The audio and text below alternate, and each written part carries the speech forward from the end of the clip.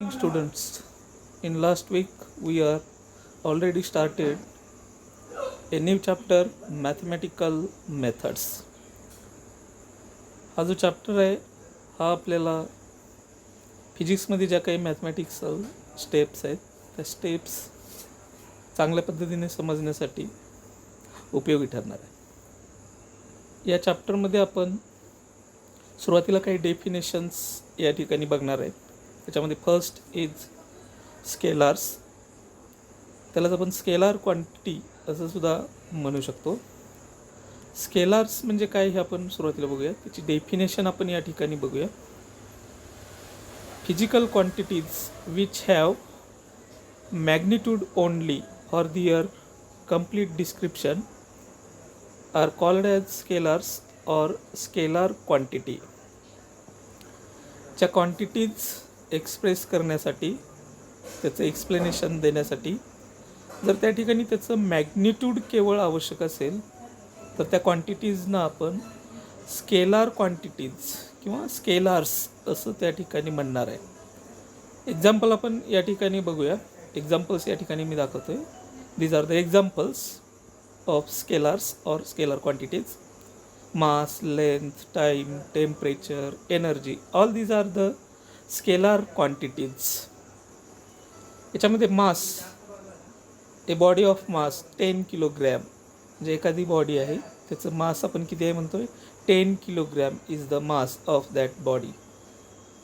त्या ठिकाणी आपल्याला त्याचं मॅग्निट्यूड जरी आपण सांगितलं तरी आपल्याला काय होते त्या ठिकाणी त्या क्वांटिटीचं पूर्ण एक्सप्लेनेशन पूर्ण डिस्क्रिप्शन त्या ठिकाणी मिळतं. त्या ठिकाणी त्याचं डायरेक्शन किंवा दुसरं काही डिस्क्रिप्शन देण्याची आपल्याला त्या ठिकाणी गरज बसत नाही. तसंच लेंथच्या बाबतीत तसंच आहे.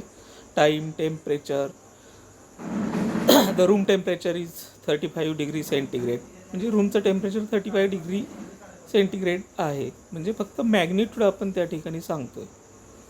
Therefore these are the mass, length, time, temperature, energy. These are the scalars, scalar quantities, the physical quantity which have magnitude only for their description is called as the scalars or scalar quantity. Next definition आपण या ठिकाणी बघणार आहे. Our next definition is vectors or it is also said to be vector quantity. Vectors किंवा आपण त्याला vector quantity असं पण त्या ठिकाणी म्हणू शकतो. आता याच्यामध्ये याची सुद्धा सुरुवातीला आपण डेफिनेशन बघूया.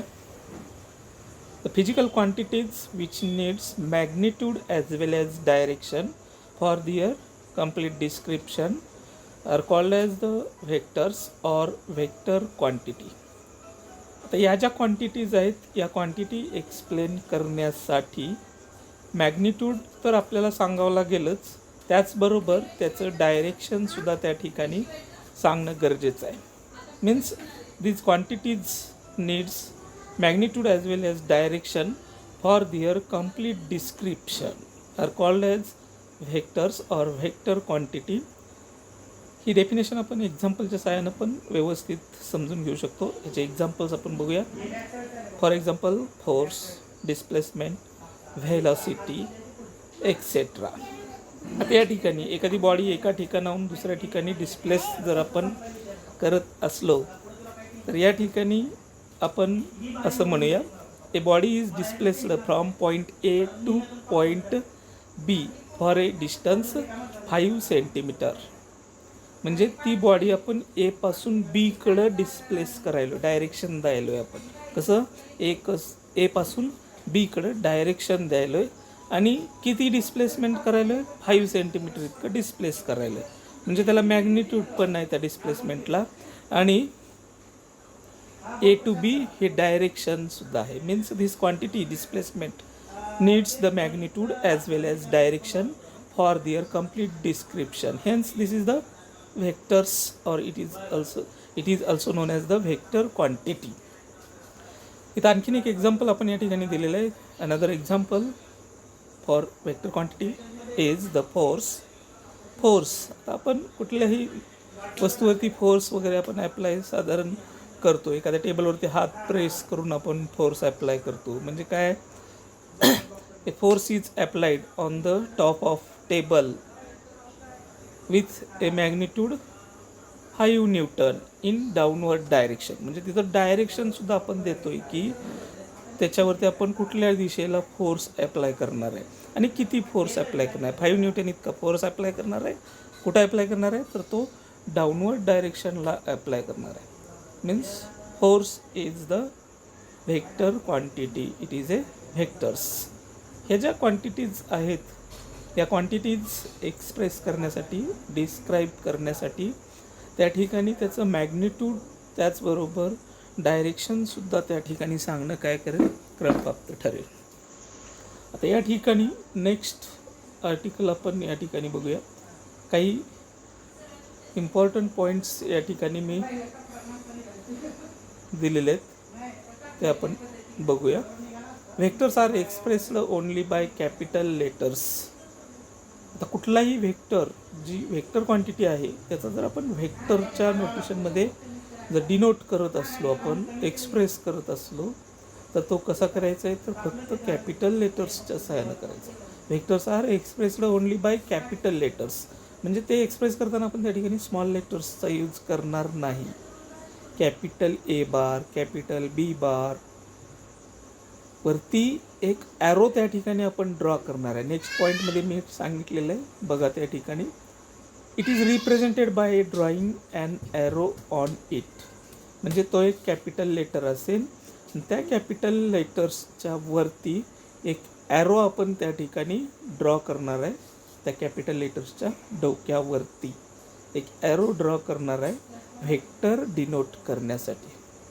म्हणजे कॅपिटल एनं जर एक व्हेक्टर दाखवत असलो तर त्या एवरती आपण एक ॲरो ड्रॉ करणार आहे. That is the A bar. A bar is the vector quantity. Means the vector is represented by a drawing and arrow on it. On it. त्यानंतर for a vector P Q, या ठिकाणी एक example sign आपण त्या ठिकाणी दाखवतोय. For a vector P Q तिथं दाखवलेलं आहे बघा, एक ॲरो दाखवलेला आहे ब्लॅक कलरने, जो की पी पॉईंटपासून स्टार्ट होतो आहे आणि क्यू पॉईंटला एंड होतो आहे. द स्टार्टिंग पी पॉईंट, जो स्टार्ट होणारा पॉईंट आहे P point is the tail of the vector. शेपटी आहे ती त्या ठिकाणी, काय ती शेपटी आहे. P is the tail of point P. And point Q, जो पुढचा पॉईंट आहे ज्या ठिकाणी ॲरो आहे Q, the point Q is called as the head. त्याचं ते जे आहे ते तोंड असेल पुढच्या बाजूला. Means Q is called as the head of the vector. Q is the head and P is the tail of given vector P Q. Of given vector P Q. P Q व्हेक्टरसाठी असणारे हे head आणि tails त्या ठिकाणी असतील. यानंतर आपण पुढचे काही पुढचं आर्टिकल या ठिकाणी बघूया. त्याच्यामध्ये आपण वेगवेगळ्या टाईप्सचे व्हेक्टर्स याच्यामध्ये बघणार आहे. There are the different types of vectors. There are the different types of vectors. तर याच्यामध्ये फर्स्ट टाईप आपण बघूया. It is the zero vector. Zero म्हणजे नल. झिरोसाठी आपण नल हा शब्द वापरू शकतो, म्हणून त्याला नल व्हेक्टर असं सुद्धा आपण ब्रॅकेटमध्ये म्हटलेलं आहे. झिरो व्हेक्टर और null vector. A vector having zero magnitude with a particular direction is called as zero vector. एक व्हेक्टर आहे की त्याचं मॅग्निट्यूड हे झिरो आहे, पण त्याला विशिष्ट डायरेक्शन मात्र त्या ठिकाणी आहे. Is called as the zero vector. A vector having zero magnitude with A particular direction is called as the zero vector, or it is also called as null vector. Symbolically पुढे काय म्हटलेलं आहे बघा त्या ठिकाणी. Symbolically it is represented by zero bar or o bar. Zero bar or o bar. Zero काढलेला आहे आणि त्याच्यावरती एक ॲरो आपण त्या ठिकाणी ड्रॉ केलेला आहे. देअर इज द झिरो बार और ओ बार असं पण आपण वाचन केलं तरी त्याचं चालू शकेल त्या ठिकाणी. तर या ठिकाणी it is the definition for zero vector. अशा छोट्या छोट्या डेफिनेशन्स तुम्हाला डिफाईन म्हणून विचारले जाऊ शकतात. त्यामध्ये तुम्हाला एक एक मार्कासाठी ही डेफिनेशन विचारली जाऊ शकते. नेक्स्ट जे टाईप आहे त्याच्यामध्ये resultant vector. And negative vector. Second definition अगोदर आपण या ठिकाणी बघूया. Resultant vector, resultant of 2 or more. आता रिझल्टंट हा 2 किंवा 2पेक्षा जास्त व्हेक्टर्स जर त्या ठिकाणी असतील तर त्यांना काय असणार आहे, एक त्यांचा रिझल्टंट व्हेक्टर असणार आहे जो की एक सिंगल व्हेक्टर असणार आहे. तर त्याची डेफिनेशन आपण या ठिकाणी बघूया. जर ज्या ठिकाणी 2 किंवा त्यापेक्षा जास्त व्हेक्टर्स असतील तर आपण त्याला रिझल्टंट त्याचा काय असेल हे आपण त्या ठिकाणी बघणार आहे. The resultant of 2 or more vectors is that single vector which produces the same effect as produced by all the vectors together. समजा 2च व्हेक्टर्स आहेत असं आपण कन्सिडर करूया आणि त्या 2 व्हेक्टरचा रिझल्टंट व्हेक्टर आपल्याला काय असेल हे या ठिकाणी सांगायचं आहे. जर 2 व्हेक्टर्स असतील तर त्या 2 व्हेक्टरचा रिझल्टंट म्हणजे एक सिंगल व्हेक्टर असेल.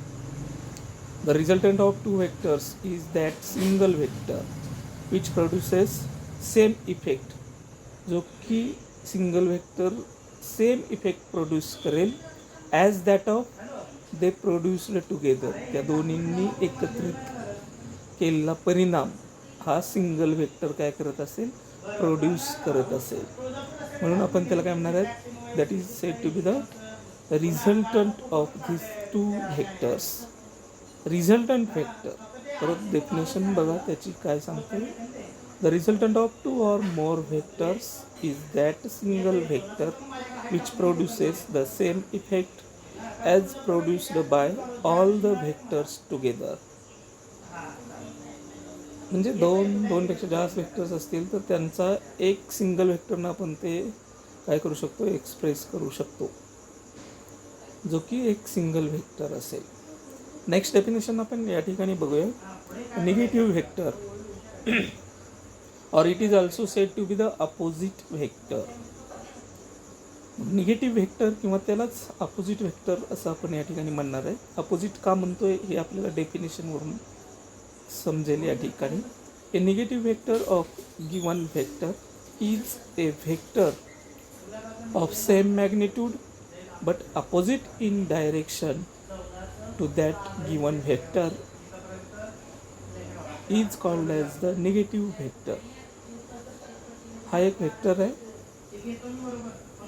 ऑफ गिवन वेक्टर जो की सेम मॅग्निट्यूडचा आहे पण डायरेक्शननं अपोजिट आहे.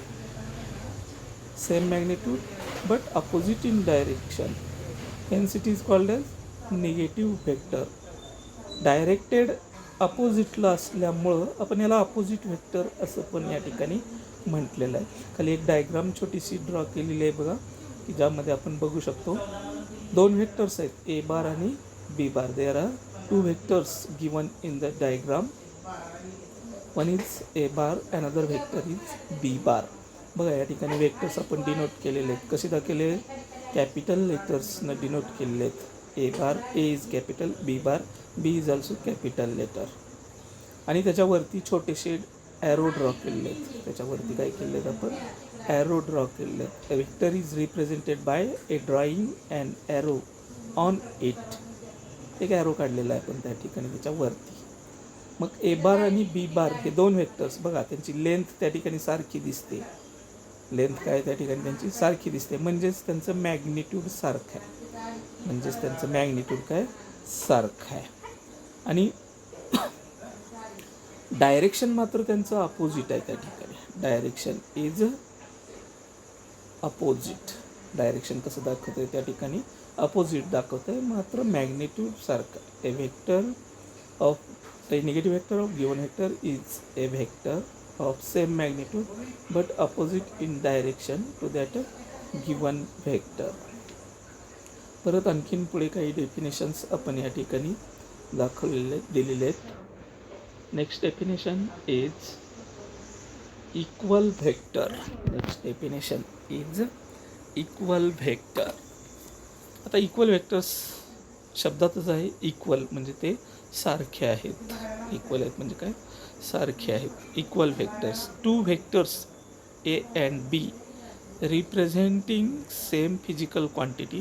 म्हणजे हे कसे असले पाहिजेत, एकाच फिजिकल क्वांटिटीचे ते व्हेक्टर असले पाहिजेत. म्हणजे फोर्स, एक फोर्सचा वेक्टर आहे तर दुसरा सुद्धा फोर्सचाच असला पाहिजे, नाहीतर एखादा फोर्सचा आणि एखादा डिस्प्लेसमेंटचा, तर असं नाही त्या ठिकाणी. दोन्ही व्हेक्टर्स हे एकाच फिजिकल क्वांटिटीचे ते असले पाहिजेत, म्हणजे तरच त्याला आपण इक्वल व्हेक्टर्स असं म्हणू शकू.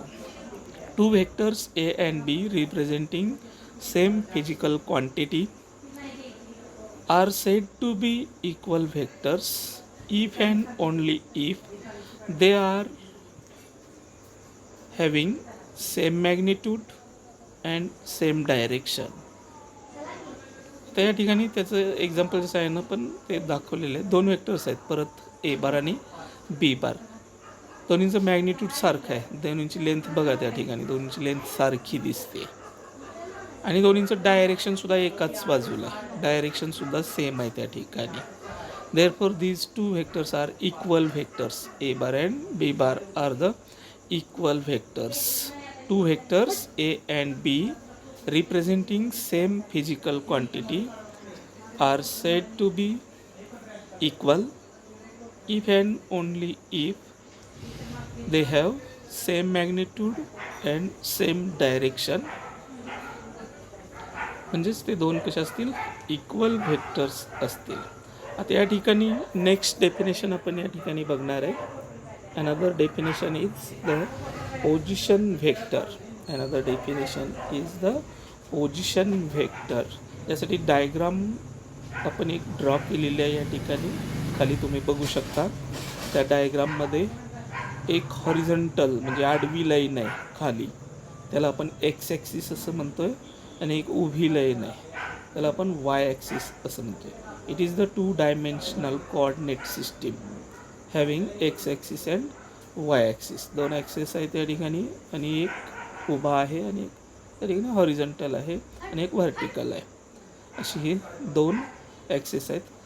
दे meets at point O, means here O is the origin of this given coordinate system. O जो आहे तो काय या ठिकाणी त्या कोऑर्डिनेट सिस्टीमचा ओरिजिन आहे या ठिकाणी, तो काय त्या ठिकाणी ओरिजिन आहे.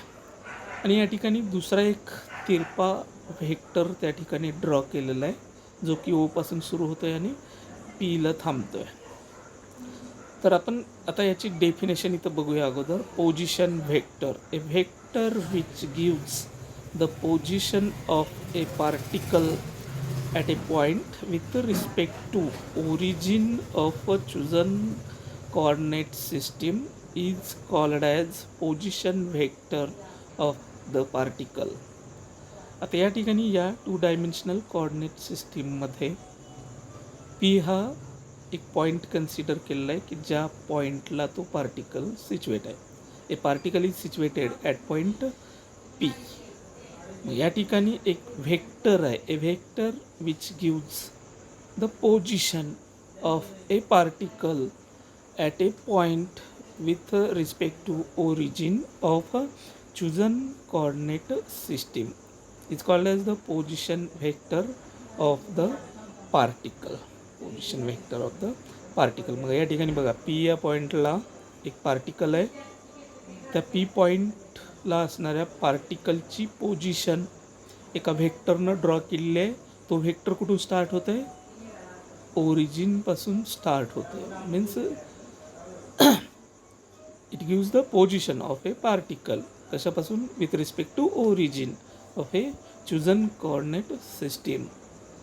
तर हा जो ओ पी बार, याला आपण ओ पी बार असं पण म्हणू शकतो, किंवा स्मॉल आर बार असं या ठिकाणी याला दाखवलेलं आहे. स्मॉल आरनं तो व्हेक्टर डिनोट केलेला आहे. R bar is the vector, R bar is the vector. आणि ओ पी बार, त्याला आपण ओ पी बार असं सुद्धा म्हणू शकतो.